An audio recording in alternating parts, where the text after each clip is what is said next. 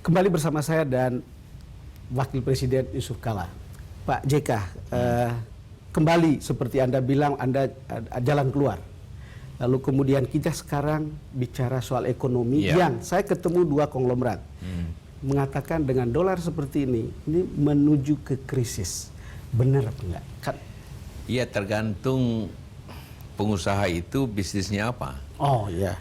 Kalau dia pedagang atau industriawan yang bahan bakunya impor, tentu dia akan kesulitan. Betul. Tapi kalau dia pengusaha ekspor, ya pasti senang dia. Jadi dolar itu memang pertama kita terjadi defisit, tapi itu berlangsung sudah berapa tahun ya. Karena kita terlalu banyak mengimpor dibanding mengekspor. Kemudian tiba-tiba, atau bukan tiba-tiba, tahun lalu turun harga komoditi baik tambang mineral, menjauh ekspor itu begini secara nilai menurun. Karena itu maka karena dua faktor di luar dolar menguat, otomatis tanpa apapun maka rupiah akan melemah sebaik-baiknya. Tapi bukan sendirian, sebagian besar mata uang di dunia ini begitu. Apakah euro, apakah yen, yuan, ataupun Australian dollar, semua melemah. Persoalannya kan begini Pak JK, ini kan soal ekspektasi dan psikologis ya. Dan itu kemudian menghela harga-harga juga ikut-ikutan, bukan?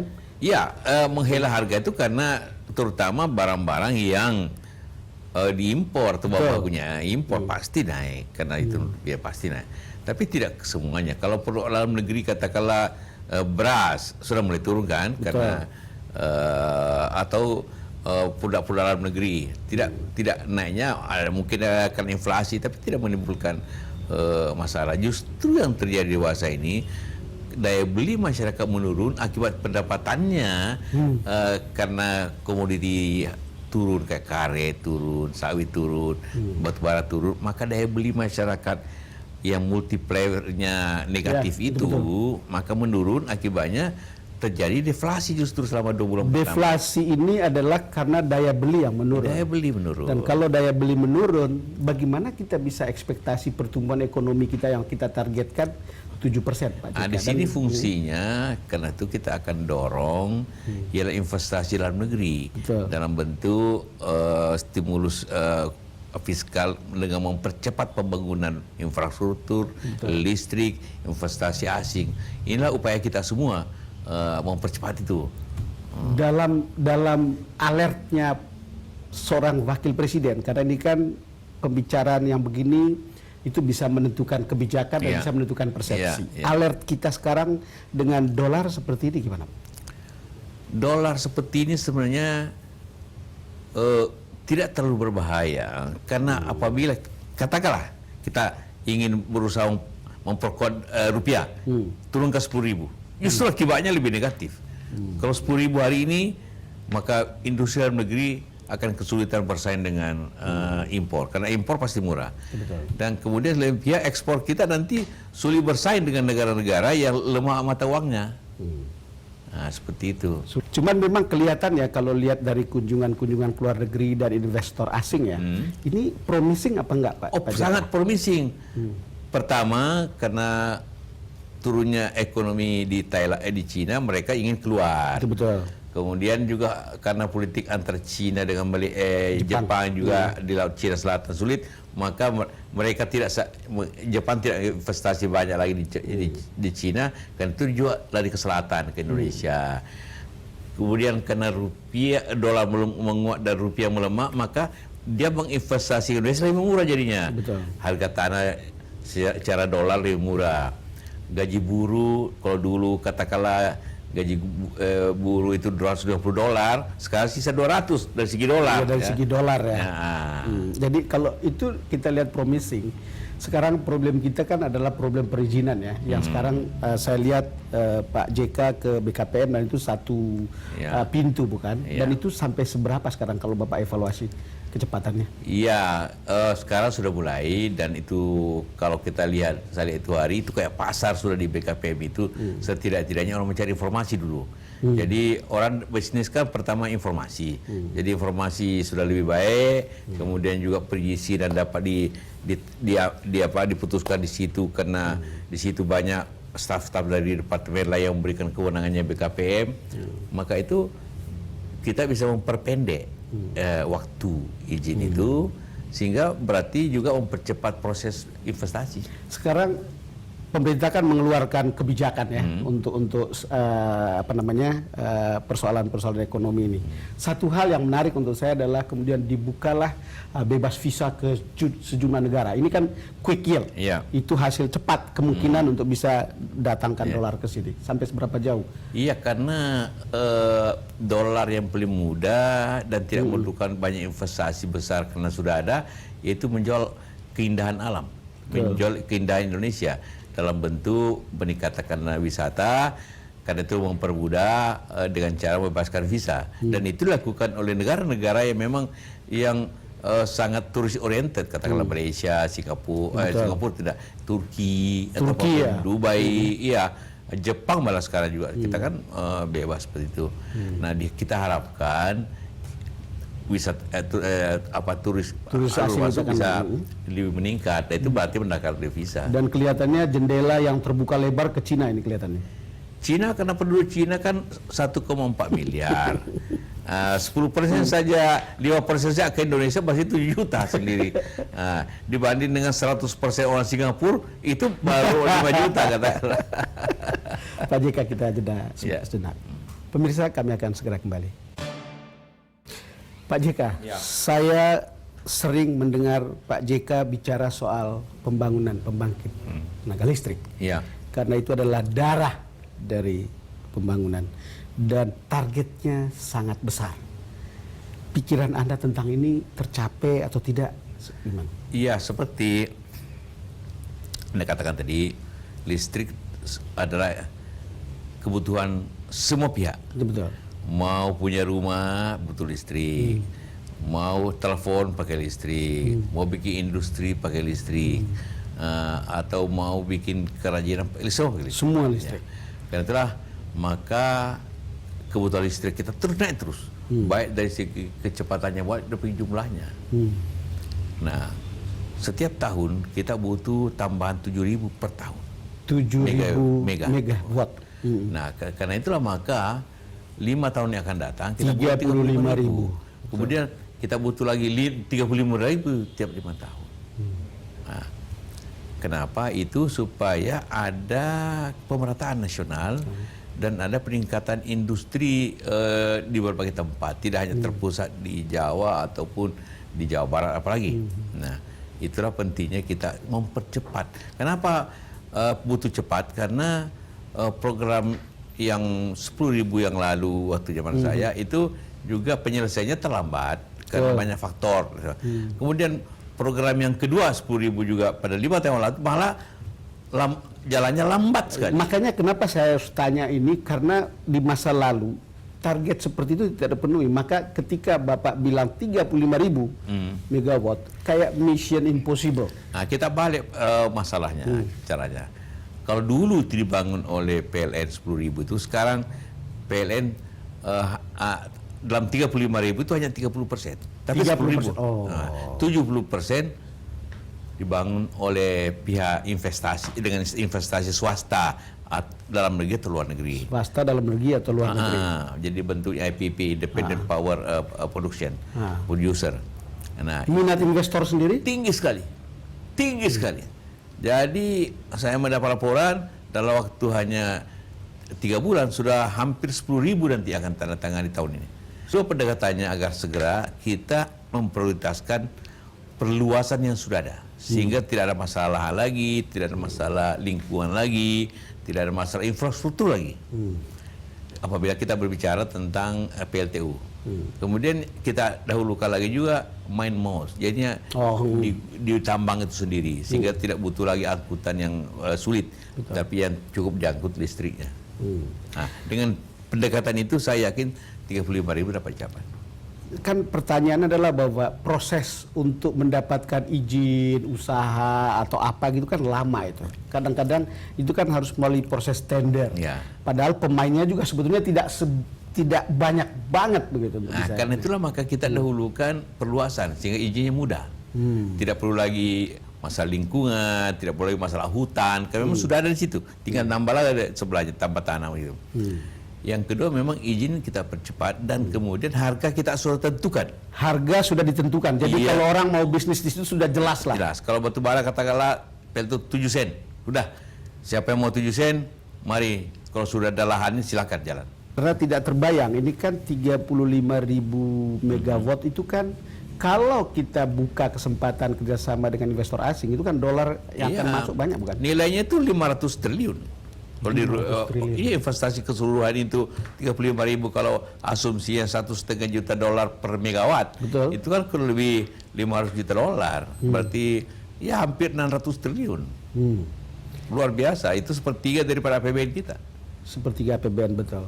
Yang ingin saya katakan apakah ada karpet merah untuk investor listrik? Oh iya, iya. Mereka bukan karpet merah, mereka kasih kita karpet merah kalau diberikan.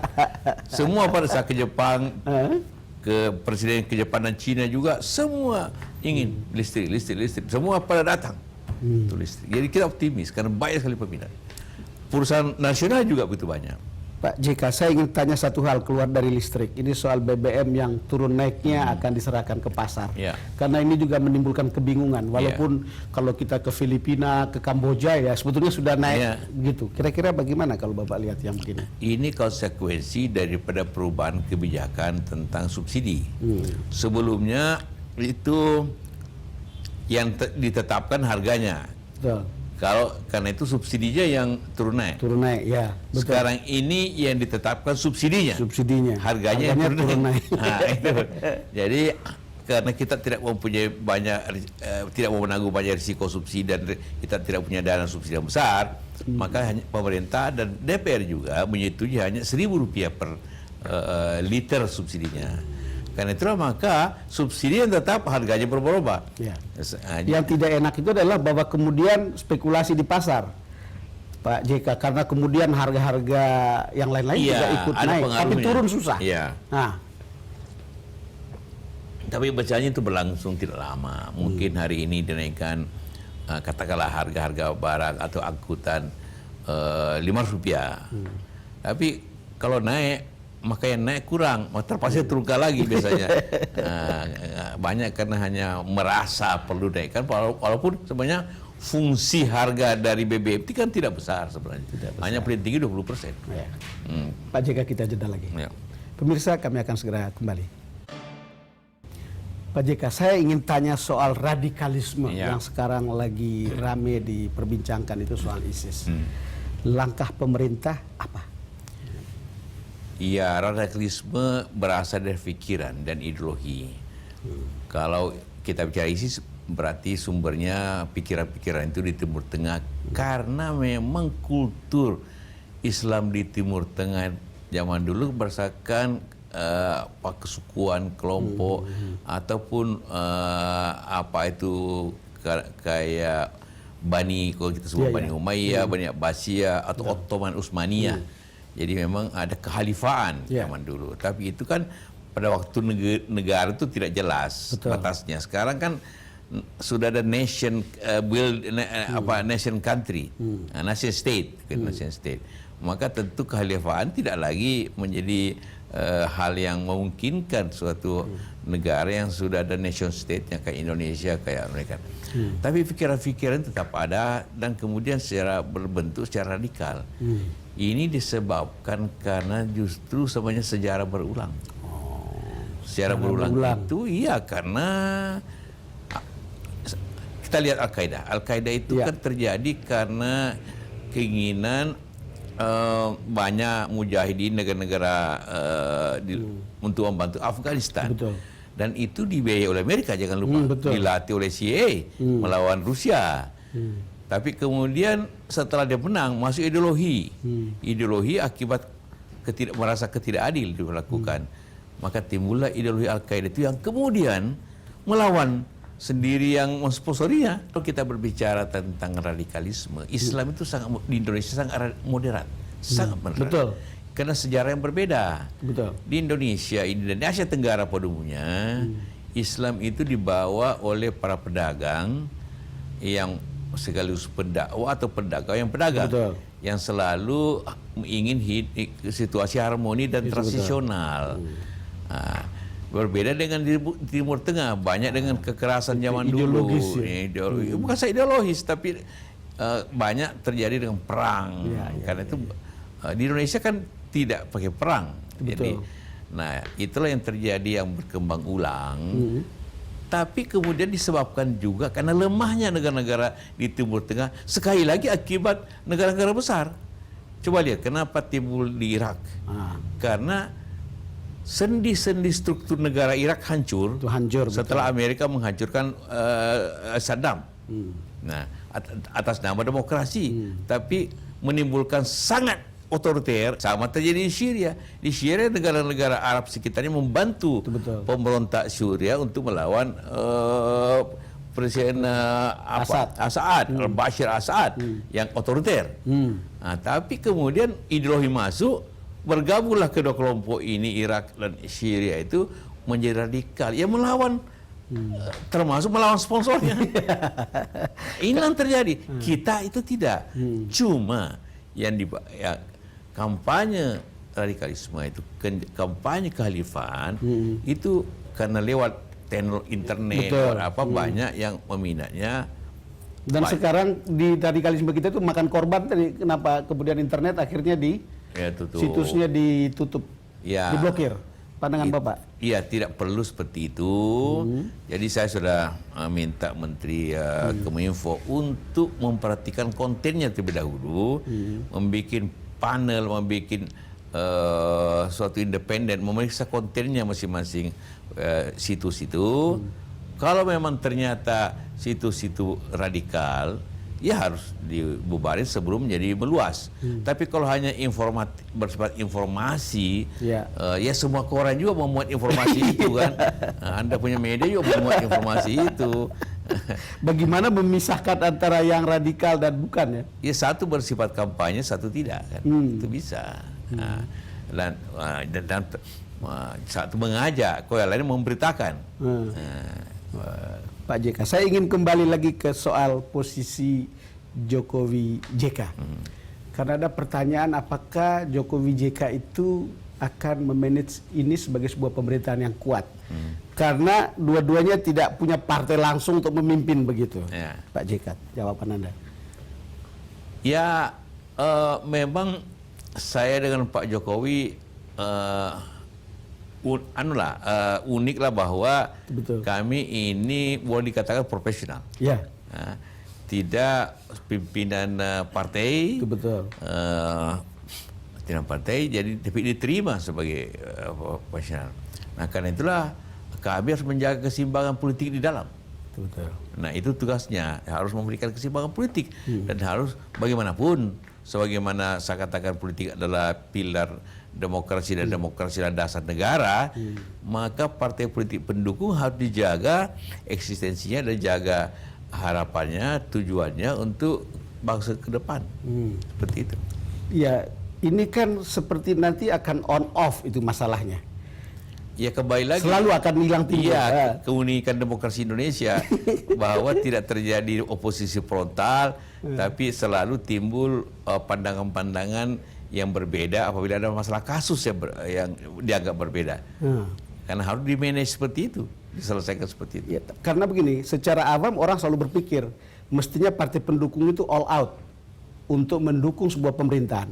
Toh itu juga investasi untuk periode berikutnya, bukan? Dan saya termasuk orang yang mengatakan ini sebetulnya pemerintahan yang orang bisa rely on kalau lihat programnya ya. Gitu. Tapi partai politik juga itu di samping mendukung, kewajiban juga mengontrol kami. Mungkin ada saja tindakan-tindakan kebijakan yang tidak dianggap tidak sesuai dengan garis partai, tentu di situlah letaknya perbedaan-perbedaan pandangan. Nah begini, kenapa saya harus bertanya begini? Saya tidak bisa bayangkan pada satu saat kalau Pak Jokowi sama Pak JK saling tidak cocok, lalu akan seperti apa? Itu hanya pengandaian. Saya kira tidak. Kalau saya pribadi dengan Pak Jokowi, ya tiap hari ketemu. Kenapa saya pindah kantor di situ, di Merdeka Utara, tidak di Merdeka Selatan, supaya hubungan itu lebih mudah dan lebih intensif. Kadang-kadang saya harus ketemu 3 kali sehari, karena makan siang bersama, demi komunikasi yang baik. Dan itu terjalin. Sampai sekarang ini so far oke, semua dapat dijaga.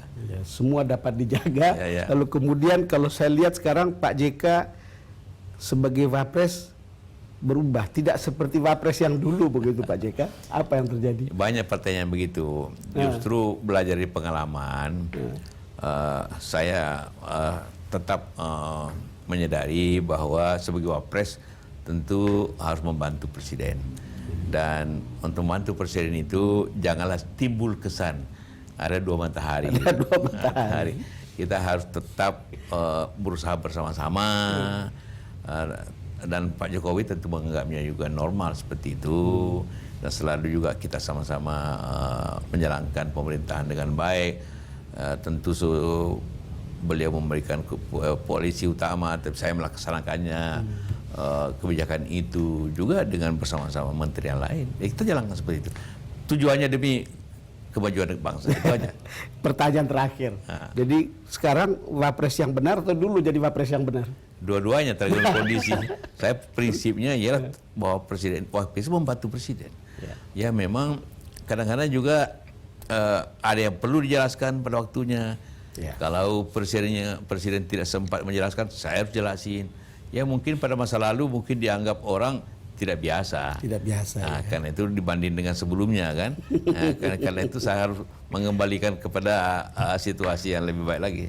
Pak JK, terima kasih sudah hadir di Terima kasih. To the Point. Yuk, terima kasih. Ya, selamat.